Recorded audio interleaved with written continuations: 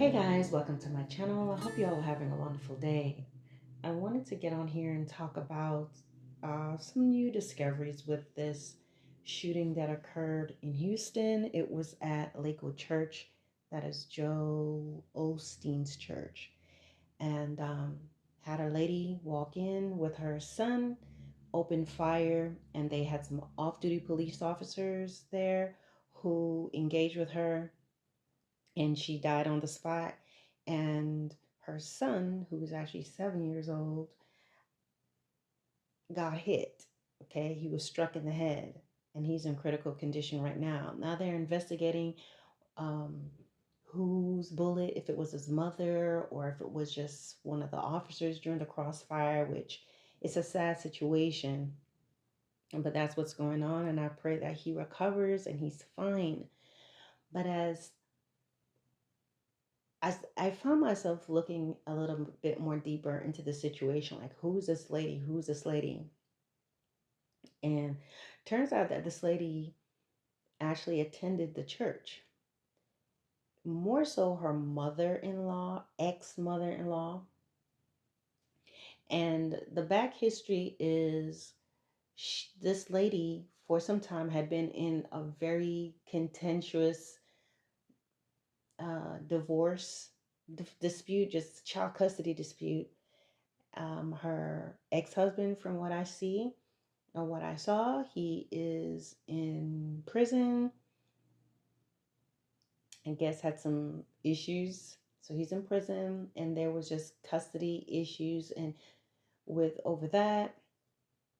And then there was also just issues with her behavior. She was diagnosed with all types of different things, so she was volatile. They felt that she was danger to the baby. CPS was involved, all of that. And her ex-mother-in-law was the main one that was going to Lakewood. And I guess at some point she had gone to them to talk. The mother had gone there. The mother-in-law, ex-mother-in-law had gone and spoken to the staff to get some advice about it. One article I'm reading about is saying how allegedly, supposedly, the church got involved in some way by contacting CPS. That is allegedly, that's not for sure. But one of the things the mother-in-law did say is that she went to them for help. And I don't know if their hands were tied. There's nothing specific about it, but it's just it's alleged that she had given them the information for her daughter, her ex, her ex daughter-in-law, and no one really knows what's up. When a staff member from the church was questioned about this as far as a connection, they're like, hey, they're saying they don't have any record of this conversation. They're quoted as saying, hey, I'm not saying it didn't happen. It did or it didn't happen, but right now we don't have any information. Um, right now, no one is able to verify that this young lady came here or the ex-mother-in-law came here for help.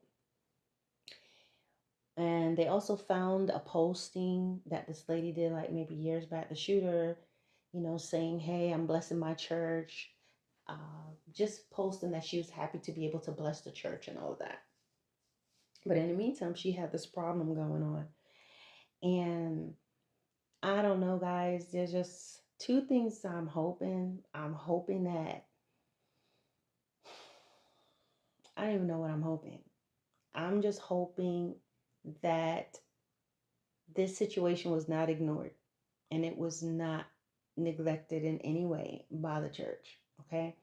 Um, Now, I think situations when it gets this bad, you do have to refer people.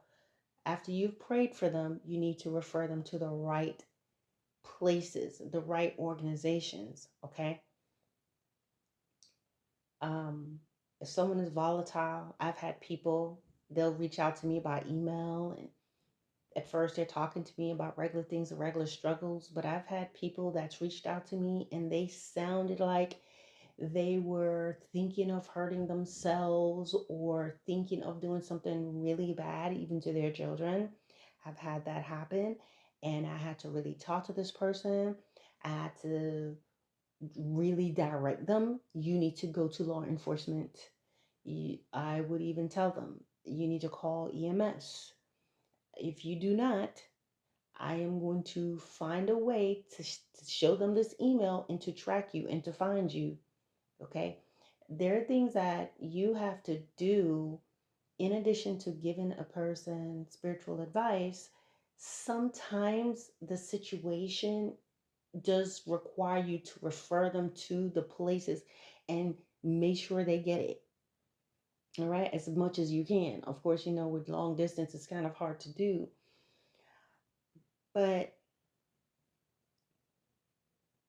when someone is coming to you and they're asking you to talk to them, we, as a church and as the body of Christ, we have to be really careful how we deal with people. I am hoping that at no point was she just ignored. I'm hoping that at no point was she just dismissed as being problematic. I'm hoping that the doors were not just shut on this lady because she's a problem.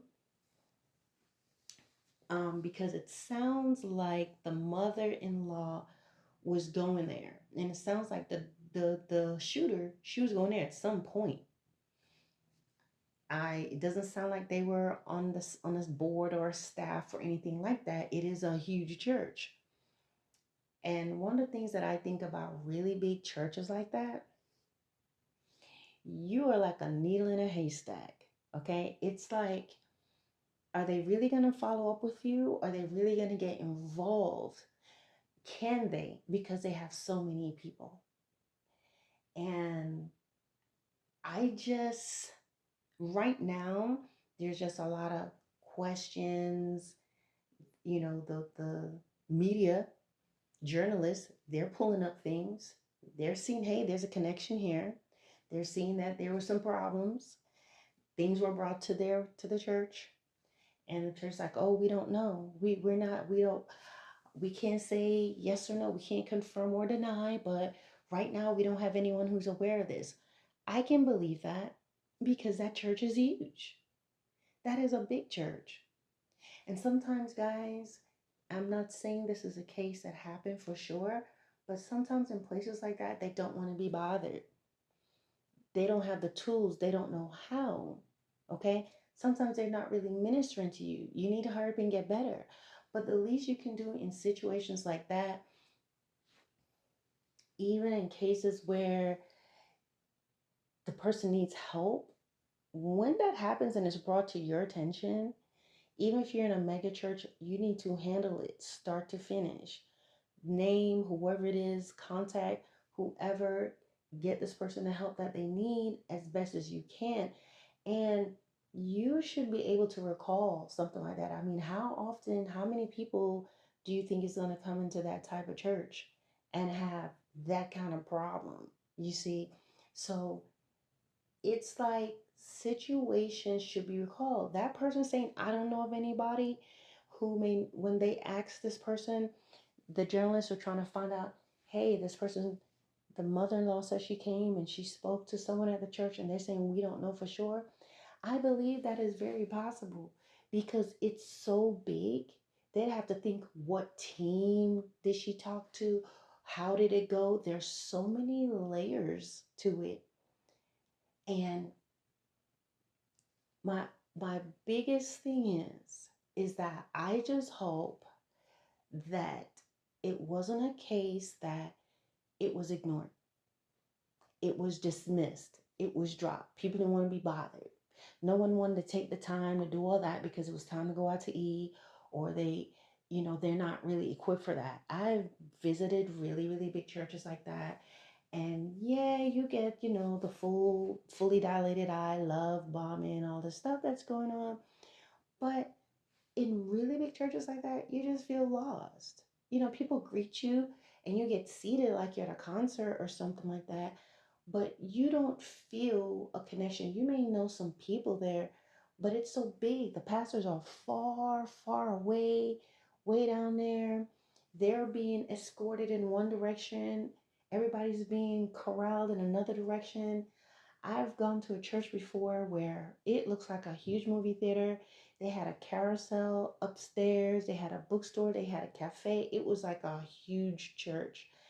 And I remember one day they were having prayer and stuff. And it was like, I went up there for prayer. I needed prayer for something.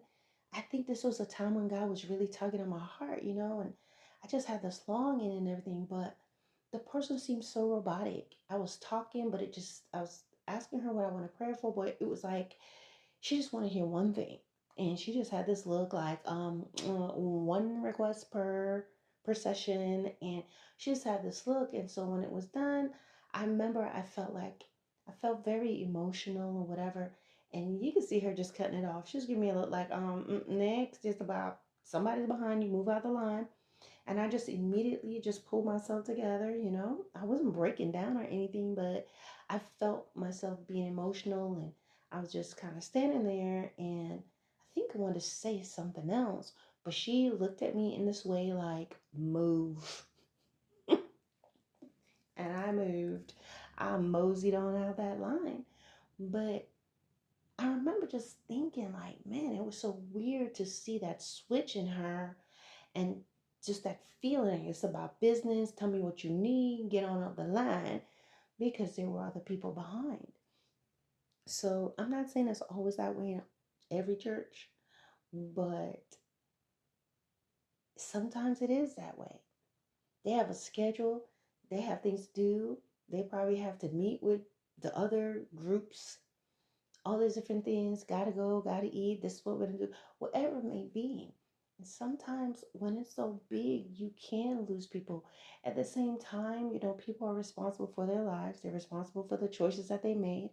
That lady, I'm not saying we should blame anybody in particular for her choices and what she did, because she chose that. At the end of the day, she chose that. But hopefully, guys, I'm hoping that Lakewood, that church, can definitely say beyond the shadow of a doubt that we did the best that we could. This is unfortunate, and it's not a matter of clean it up, cover it up. We don't say we didn't know anything about it, because there have been a lot of mysteries and things that's going on there before, at least one.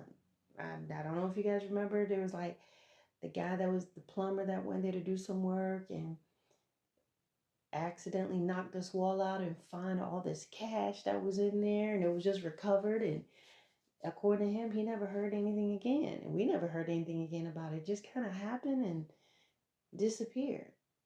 And this situation now has occurred, and I know when Joel Osteen was talking, he had the same kind of expression, the same way he was speaking. Um, like what happened with that. Actually, I don't think he ever really spoke. I don't remember seeing him talking about that situation with the money. But this situation, he was just talking about it, but never once did he say, this lady reached out. Unfortunately, we try to help, or we weren't aware of how bad it was for her. It's like he has no idea. And it's really possible that he has no clue, because he has all these other people that there's no way that Joel Osteen can keep up with all those people on those levels. At church that size, he has to have administrators for the other admins, down, down, down, down, down. And my personal opinion is that if you're a head of a church, you should not have your church too big. That is just my opinion. Because when it's all said and done, God is looking at the shepherd, or the person who wants to walk in that, or walk in that calling. He's looking at you. You see? So we just have to be careful. My spirit just wasn't sitting right with it. I mean, there are people that just walk into church and just start firing for no reason. But turns out that this woman had a connection. Turns out that the issue that she was having problems, mental issues, anger issues, all of that was being brought there. The mother in law was seeking help. It's alleged that maybe the church got involved in some way with CPS. I don't know if it was to support her or against her. Something occurred. And the fact that she went to that church, or she's just not a random person, the fact that she went in there to do something like that, then it leaves me with a lot of questions. Now, a person who has schizophrenia, they have all these different things, everything may not make sense. It could have just been, this is the place that they're going to. I know this place. Sometimes they just show up to a place that they're familiar with and carry out actions that no one's prepared for. But I really, really, and I hope that's what happened.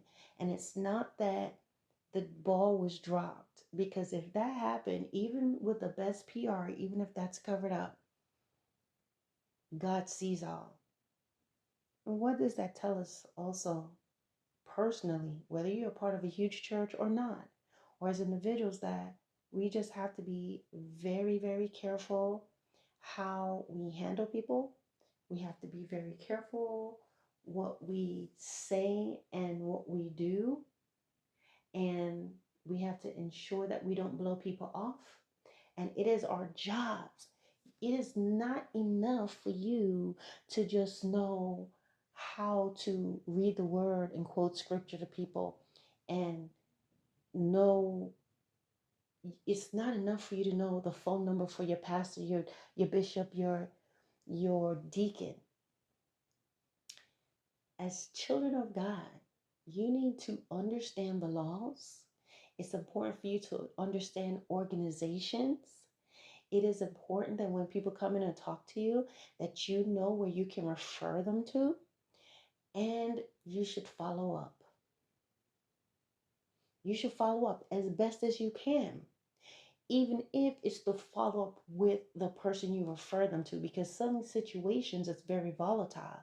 Like in cases if someone is running away and hiding from someone, it's a domestic violence situation. Sometimes you have to be very careful in situations like that. Okay? You have to know how to deal with that.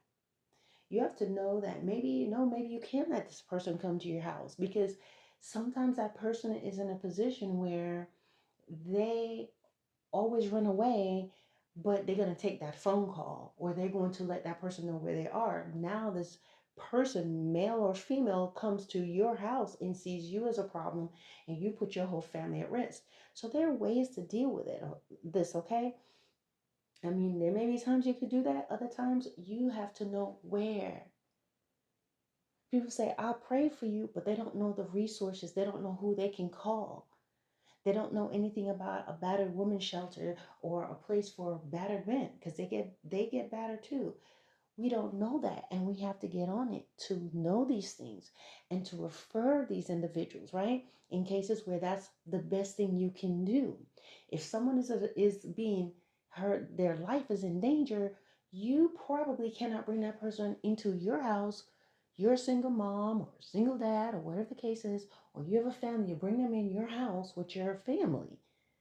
Okay? And then a lot of times, sometimes with abuse victims, even though they may be afraid, they're still very vulnerable. So they will pick up the phone and call. They may do something out of fear, which now puts your whole family in danger. So you should know who to refer them to, who to call, and follow up. Meaning, at the very least, you can call this organization, like, hey, I'm just checking up on so and so. Are they doing okay or whatever? And you could encourage that individual. Sometimes Christians, we think that all we need to do is we just need to pray for somebody, and then that's it, because we don't care. Again, I'm not saying this is what Joel Osteen did or what that church did. I am almost certain that Joel Osteen's probably never seen this woman in his life. Probably have no idea. Because a lot of times, what places like these are like, they're going to try to keep all that kind of stuff away from him, because they feel like he's a man of God. He needs to focus. He doesn't need any distractions. We'll handle it. That's what they'll probably do, or not handle it, but he'll never know about it. Okay? And again, guys, prayer does changes things, but we also let's make it a point to learn about the organizations that's in your area, what they offer, what is there. Maybe even go and volunteer if you can. See what's there. So, in cases where someone comes to you, while there are cases where you yourself can help and do some things, you need to know where you can refer them to. You have the information. You make sure you give them the best possible resources. And yes, this person will, there are situations where they have to stand on their own 2 feet and they're going to have to make choices and decisions and not just depend on you. But 9 times out of 10, people are content with just praying for somebody on the spot. God bless you, and let that person go out there and walk out in traffic. You understand? So we've got to step it up a little bit. I don't know what the case is with this lady, but something about this particular situation just really struck a chord in me, and I just decided to research and look. And lo and behold, I see right there, there was a connection to the church. All right, guys. God bless.